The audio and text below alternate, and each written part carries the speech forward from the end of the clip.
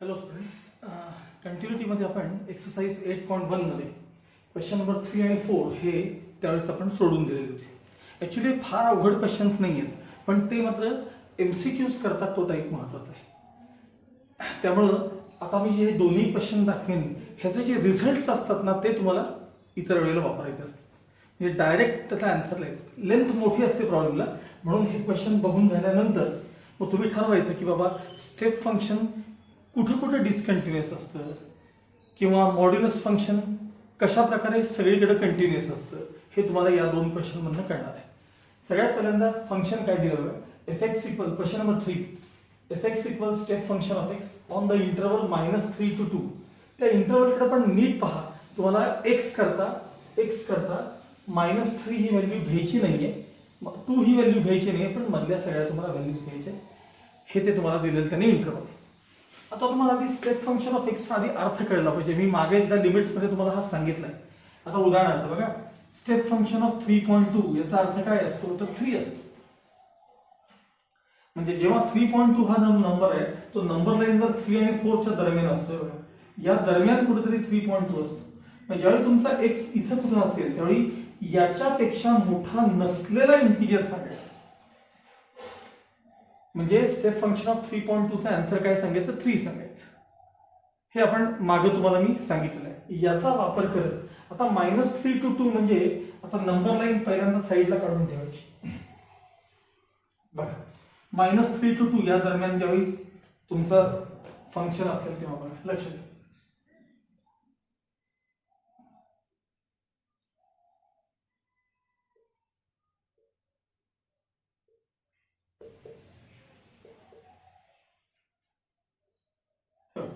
-3 पासून 2 पर्यंत आपल्याला जायचंय.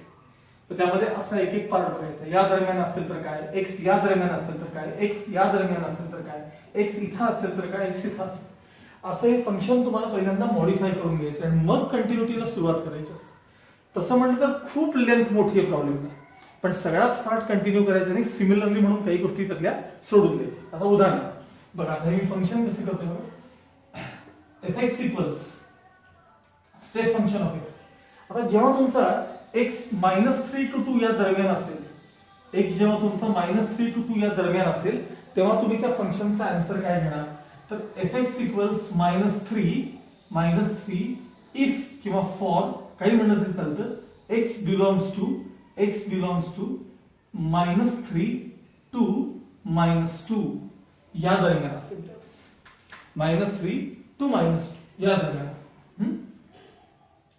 ज्यावेळी या दोघांच्या मध्ये असेल त्यावेळी याच्यापेक्षा मोठा नसलेला इंटिजर म्हणजे -3 सांगायचा असतो. मग आता पुन्हा कंटिन्यू सारख्या fx लिहिलं नाही तरी चालतं. fx equals -2 if x belongs to आता -2 पासून -1 पर्यंत. -2 पासून -1 च्या दरम्यान. तुम्ही सर आता तुम्ही असं का ब्रॅकेट केलं इथं का, त्याने बघा तिथं प्रॉब्लेम मध्ये सांगितलं -3 तुम्हाला एक्स करता घ्यायचं नाहीये. म्हणजे तुमचं व्हेरिएबल ह्या दरम्यान आहे पण इथं नाहीये असं त्याने सांगितलं. पण त्याचा अर्थ काय असतो, या दोघांच्या दरम्यान असेल तरी व्हॅल्यू मात्र त्याची -3 असते. मी त्याची व्हॅल्यू दिलेली लक्षात ठेवा. आणि एक्स ला व्हॅल्यूज कुठून कुठपर्यंत घ्यायच्यात एवढ्या घ्यायच्या. या दरम्यान असताना स्टेप फंक्शन ऑफ एक्सचा आन्सर काय तर -3. तुम्हाला इथं कुठं -3 घ्यायचं. मी काय म्हणतोय का, एक्स ला -3 घ्यायचं नाहीच आहे.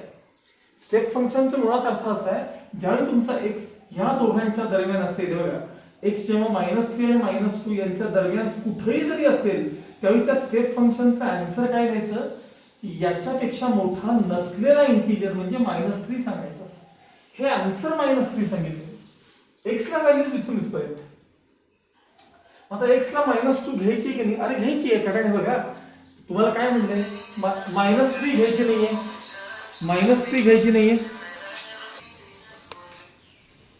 तर एक्स करता ज्या व्हॅल्यूज घ्यायच्या त्या अशा आहेत. -3 पासून 2 पर्यंत घ्यायच्यात. म्हणजे मधल्या सगळ्या घ्यायच्या आहेत. मधल्या सगळ्या -2 घ्यायची की नाही, घ्यायची आहे. म्हणून -2 मी असं ब्रॅकेट केलं. हा -2 घ्यायची कारण ती व्हॅल्यू घ्यायची.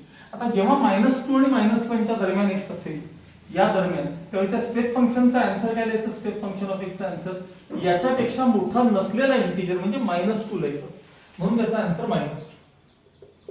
Is equal to -1 if x belongs to, बघा आता जेव्हा तुमचा x या दरम्यान असेल म्हणजे -1 to 0 च्या दरम्यान, -1 to 0 च्या दरम्यान, सॉरी -1 to 0 यांच्या दरम्यान असेल तेव्हा स्टेप फंक्शनचा आन्सर काय लिहायचं, तर -1 लिहायचं equal 0 if x belongs to, सांगा 0 to 1 यांच्या दरम्यान जेव्हा असेल तुमचा x जेव्हा 0 to 1 या दरम्यान असेल, या दरम्यान, त्यावेळी त्या स्टेप फंक्शन ऑफ x चा आन्सर काय लिहायचं, त्याच्यापेक्षा मोठा नसलेला इंटिजर म्हणजे 0 लिहायचं. म्हणून हे 0 if x belongs to 0 to 1 equals 1 if x belongs to 1 to round bracket 2. आता इथे काय राउंड ब्रॅकेट सांगा, 2 घ्यायचा नाही आपल्याला, म्हणून राउंड ब्रॅकेट मध्ये ज्यावेळी 1 to 2 च्या दरम्यान तुमचा x असेल, बघा या दरम्यान x असेल, तेव्हा स्टेप फंक्शन ऑफ x चा आन्सर काय लिहायचं, याच्यापेक्षा मोठा नसलेला इंटिजर म्हणजे 1 सांगायचं, म्हणजे त्याचा आन्सर इथे क्लिअर आहे. पण म्हणजे आपण पहिल्यांदा फंक्शन काय केलं सांगा, इथं एवढं डिफाइन करून घेतलं. आता तुम्हाला डिसकंटिन्युटी जी आहे ती किती ठिकाणी चेक करायची, बघा डिसकंटिन्युटी म्हणजे डिसकंटिन्युअस हे 100% असतं, स्टेप फंक्शन कायम डिसकंटिन्युअस असतं कायम, पण ती किती ठिकाणी डिसकंटिन्युअस ते तुम्हाला आता मी दाखवतो. म्हणून मी म्हटलं की याचा रिझल्ट जो आहे ना, ह्याचा रिझल्ट हा एमसीक्यूज करता पाठ करून टाकायचा. सगळ्यात पहिल्यांदा -2 घ्यायचं नाहीये, -2 घ्यायचं आहे म्हणजे इथे डिसकंटिन्युटी पहिली चेक करायची. मग -1 ला राउंड ब्रॅकेट म्हणजे घ्यायचं नाही, रेक्टँग्युलर ब्रॅकेट म्हणजे घ्यायचं, म्हणजे आपल्याकडे असतं बघा लेस दॅन ऑर इक्वल टू, म्हणजे इथं म्हणतो मी घेत नाही व्हॅल्यू आणि इथं व्हॅल्यू घेतो, तिथं आपण नेहमी चेक करतो बघा डिसकंटिन्युटी. तसं इथं फक्त या प्रकारे आहे बघा, -2 घ्यायचं नाहीये, -2 घ्यायचं म्हणजे इथे चेक करायचे, -1 ला चेक करायचे, 0 ला चेक करायचे आणि 1 ला चेक करायचे. एवढ्या ठिकाणी तुम्हाला डिसकंटिन्युटी चेक करायची. ठीक आहे, मग आता पहिल्यांदा आपण हेडिंग लिहूया, कंटिन्युटी ऍट x इक्वल्स -2. आपल्याला चेक करायचे बरं. पहिलं हेडिंग आहे आपलं continuity at x equals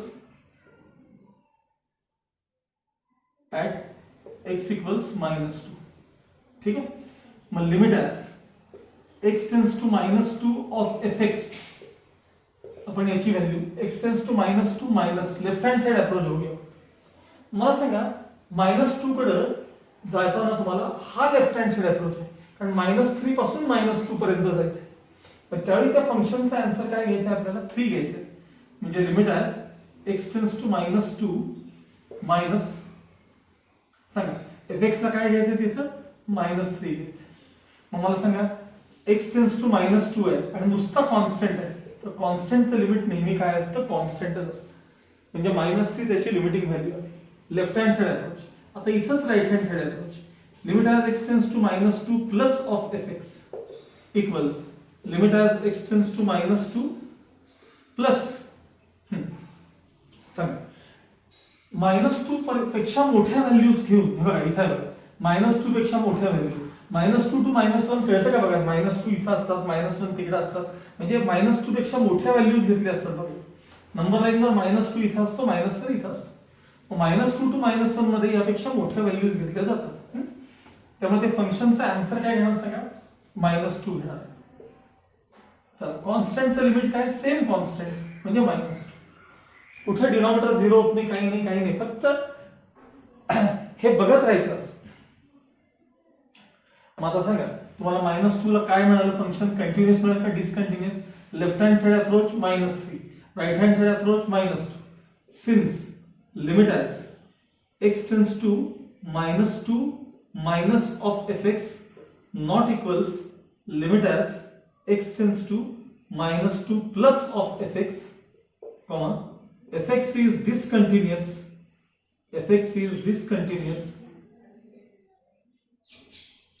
at x equals -2. म्हणजे पहिला डिसकंटिन्युअसचा पॉइंट तुम्हाला मिळाला तो म्हणजे -2 मिळाला. मी इथे लिहून ठेवतो, -2 ला डिसकंटिन्युअस आहे, -2 ला काय आहे, डिसकंटिन्युअस आहे. काय अडचण आहे का बघा. आता म्हणजे इथला विषय संपला आपला, -2 चा विषय आपला बघून संपला. आता तुम्हाला -1 ला चेक करायचे. काय चेक करायचे आपल्याला, कंटिन्युटी ऍट x इक्वल्स -1 ला चेक करायची. 2 वेळा व्यवस्थित करून दाखवायचं. हा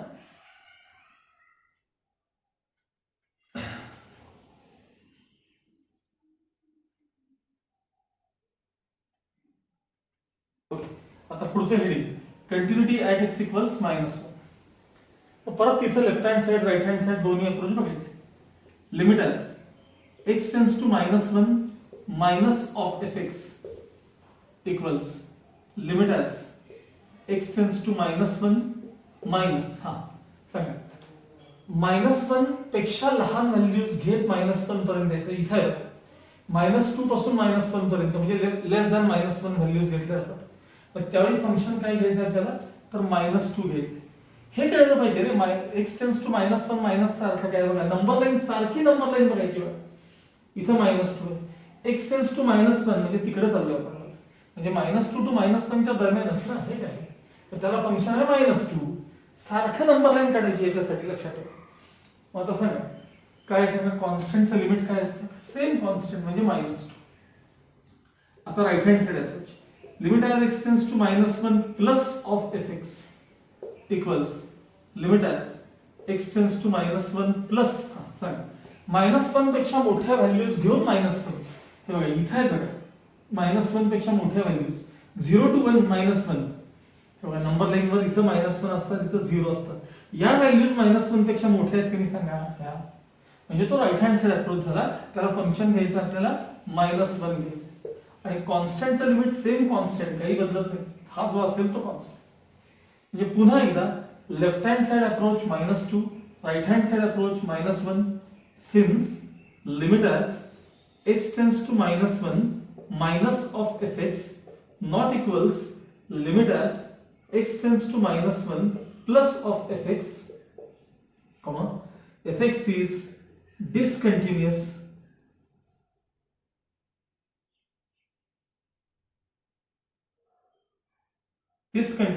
at x equals -1. म्हणजे आणखी एक डिस्कंटिन्यूचा पॉइंट तुम्हाला काय मिळाला तर तो -1 मिळाला. म्हणजे -1 ला देखील काय आहे डिस्कंटिन्यूअस आहे. आता continuity at x equals 0. Continue मी म्हणलं ना लेंथ मोठी आहे पण तोच टाईप आहे लक्षात ठेवा. कंटिन्युटी ॲट एक्स इक्वल्स 0 बघायची आपल्याला. कारण हे बघा इथं 0 घेत नाही इथं 0 घेतात. या दोघांकडे लक्ष देतात. काय हेडिंग बदलायचं आपल्याला कंटिन्युटी ॲट एक्स इक्वल्स 0 असं आपल्याला हेडिंग करायचं. Continuity at x equals 0. पुन्हा नेहमीप्रमाणे left hand side approach limit as x tends to 0 minus of f x equals limit as x tends to 0 minus सांगा 0 पर्यंत जायचं आहे पण त्याच्या डाव्या बाजूला म्हणजे 0 पेक्षा लहान व्हॅल्यूज घेत. इथे आहे बघा इथे. त्यावेळी तुम्हाला फंक्शन काय लागेल त्यासाठी -1 घ्यावं लागेल. आणि x ला 0 रिप्लेस करणं कॉन्स्टंट मध्ये काही फरक पडत नाही म्हणून त्याचा आन्सर -1. आता limit as x tends to 0 plus of f x म्हणजे limit as x tends to 0 plus सांगा 0 पेक्षा मोठ्या व्हॅल्यूज आणि 0 पर्यंत. इथे आहे बघा 0 to 1 यामध्ये 0 पेक्षा मोठ्या व्हॅल्यूज घेतल्या जातात आणि त्यावेळी फंक्शन काय आहे सांगा 0 घ्यायचं. त्यावेळी फंक्शन काय घ्यायचं 0 आणि कॉन्स्टंटचं लिमिट सेम कॉन्स्टंट. मग पुन्हा left hand side approach right hand side approach same नाहीये. Since limit as x tends to 0 plus of f x not equals चालतं इथं मायनस पहिलं मायनस घेऊया. चला आपल्याला जी सवय आहे ती करूया. Not equals limit as x tends to 0 plus of f x comma fx is discontinuous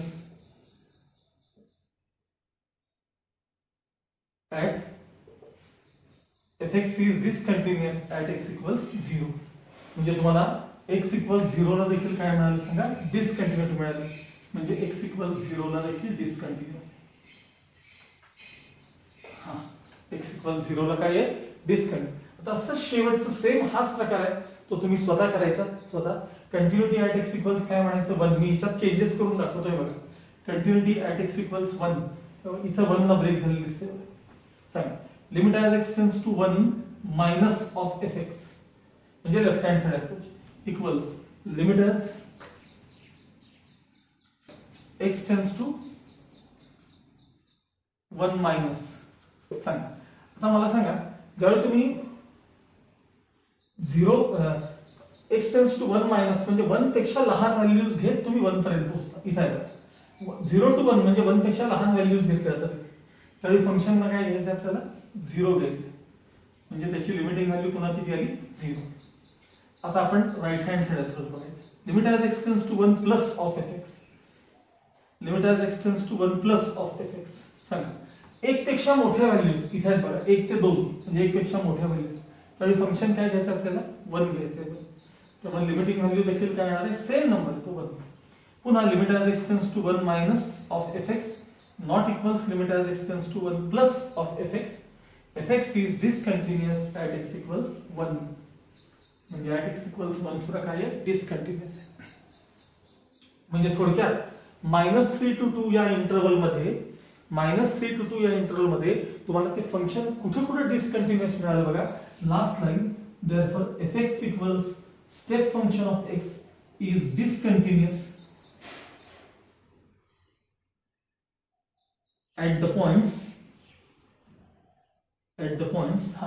सांगा x equals -2, x equals -1, x equals 0, x equals 1 in the interval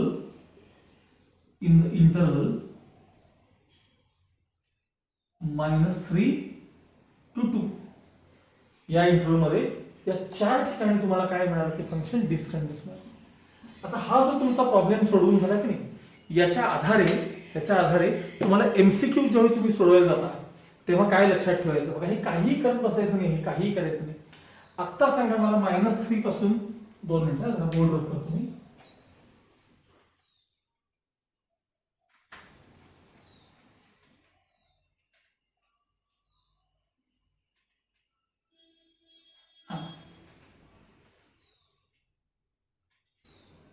number line कडे बघा. -3, -2, -1, 0, 1 आणि 2. आपला इंटरवल आहे, आपल्याला -3 घ्यायचा नाही, 2 देखील घ्यायचा नाही, कारण राऊंड ब्रॅकेट मध्ये -3 to 2 असं तुम्हाला त्यांनी सांगितलं. या दरम्यान कुठे कुठे डिसकंटिन्युअस आहे, तर फक्त नंबर लाईन डोळ्यासमोर आणायची आणि 1, 2, 3, 4 पॉईंट्स त्याचा आन्सर डायरेक्ट लिहून टाकायचं, काहीही बघायचं नाही. या 4 पॉईंट कसे ते काय असतं सांगा, डिसकंटिन्युअस. मग आता मला विचार करून सांगा, -5 to 3 या दरम्यान कुठे कुठे डिसकंटिन्युअस सांगा राऊंड ब्रॅकेट मध्ये. -4, -3, -2, -1, 0, 1 आणि 2 एवढ्या ठिकाणी ते काय असणार आहे, डिसकंटिन्युअस असणार. ओके, लक्षात आलं. ओके, नाउ फोर्थ क्वेश्चन बघा. Discuss the continuity of the function fx equals mod of twice x plus 3 at x equals -3/2 असं विचारलंय. सगळ्यात पहिल्यांदा एक लक्षात ठेवा की म्हणजे मी हे डायरेक्ट रिझल्ट सांगतोय की मॉड्युलस फंक्शन हे एव्हरीवेअर कंटिन्युअस असतं, फक्त कुठे डिनॉमिनेटर 0 होत नाही याच्याकडे लक्ष द्यायचं. आता याच्यात डिनॉमिनेटरचा काही प्रश्नच नाही, त्यामुळं ह्याचा ग्राफ कायम कंटिन्युअस असतो. पण हे कसं असतं कंटिन्युअस, त्यासाठी हे तुम्हाला एक एक्झाम्पल बघायचं. त्यामुळे ऍक्च्युली डायरेक्ट जरी तुम्ही हे जर x ला -3 रिप्लेस करून घेतले आणि त्याचा आन्सर काढला तर ते तुम्हाला त्याची ऍक्च्युअल व्हॅल्यूच्या फंक्शनची मिळेल. x ला डायरेक्ट -3/2 रिप्लेस करायचं आणि जे येईल ते त्याचा आन्सर काढायचं. ठीक आहे. पण आता आपल्याला त्यांनी असं विचारलं की या फंक्शनची कंटिन्युटी ऍट x इक्वल्स -3/2 तुम्हाला चेक करायची. पहिली गोष्ट ऍट x इक्वल्स -3/2 हा नंबर ते कुठनं आणतात तुम्हाला सांगतो. हे जे आतलं फंक्शन आहे की नाही आपलं 2x + 3 2x + 3 ह्याची व्हॅल्यू कुठं 0 होते एवढी चेक करतात. मग याची व्हॅल्यू 0 कधी होते बघा, म्हणजे x किती असताना, x काय असताना या फंक्शनची व्हॅल्यू 0 येते. 3 ट्रान्सफर आणि 2 ने डिवाइड म्हणजे x इक्वल्स -3/2. म्हणजे हा नंबर कुठनं आला तुम्हाला कळलं का बघा. मग आता आपल्याला x टेन्स टू -3/2 म्हणजे नंबर लाईनवर आपल्याला -3/2 कडे जायचं आहे. मग एक आपला लेफ्ट हँड साइड अप्रोच नेहमी सारखा आणि एक राईट हँड साइड अप्रोच. म्हणजे जिथं x हा -3/2 पेक्षा कमी असेल तेव्हा काय आणि x -3/2 पेक्षा मोठा असेल तेव्हा काय, असे आपल्याला 2 अप्रोचेस चेक करायचे. मग आता पहिली गोष्ट मॉड मधनं बाहेर ज्यावेळी येईल तर त्यावेळी प्लस ऑर मायनस साईन घेतात हे तर तुम्हाला माहिती. मग कधी प्लस आणि कधी मायनस हे ठरवायचं कसं, कधी प्लस कधी मायनस कसं ठरवायचं, मग त्यासाठी नीट लक्षात द्या बघा. fx इक्वल्स, आता मी मॉड्युलस साइन रिमूव्ह करतोय म्हणजे plus or minus 2x + 3 at किंवा for x equals -3 plus or minus. यातलं प्लस कधी मायनस कधी, आता हे इथनं ठरवलं, हे इथनं ठरवलं. बघा, when x is less than -3/2, म्हणजे थोडक्यात लेफ्ट हँड साइड अप्रोच. मग ज्यावेळी x लेस दॅन -3/2 असेल तेव्हा 2 ट्रान्सफर केल्यावर twice x is less than -3, बरोबर. मग याला इथं आणल्यानंतर twice x + 3 is less than 0. Twice x + 3 less than 0 चा अर्थ काय? Therefore twice x + 3 is negative असा त्याचा अर्थ. म्हणजे ज्यावेळेस x तुमचा -3/2 पेक्षा लहान असेल त्यावेळी या फंक्शनचं साइन काय घ्यायचं? निगेटिव्ह घ्यायचं. when आता ज्यावेळी तुम्ही इकडे याल त्यावेळी तुमचा x कसा असेल सांगा? ग्रेटर दॅन -3/2 असेल. 2 ट्रान्सफर केले की ट्वाइस x ग्रेटर दॅन -3. -3 ला LHS मध्ये आणलं की twice x + 3 is greater than 0. पण ट्वाइस x + 3 ग्रेटर दॅन 0 आहे म्हणजे काय? म्हणजे ट्वाइस x + 3 इज पॉझिटिव्ह असा त्याचा अर्थ. म्हणजे ही टर्म पॉझिटिव्ह कधी घ्यायची? ज्यावेळी x ग्रेटर दॅन -3/2 असेल. ही टर्म निगेटिव्ह कधी घ्यायची? तेव्हा x लेस दॅन -3/2 असेल. मग यावरून आपण आता प्रॉब्लेम मॉडिफाय करूया. Therefore fx equals minus bracket मध्ये 2x + 3 म्हणजे निगेटिव्ह आहे कधी?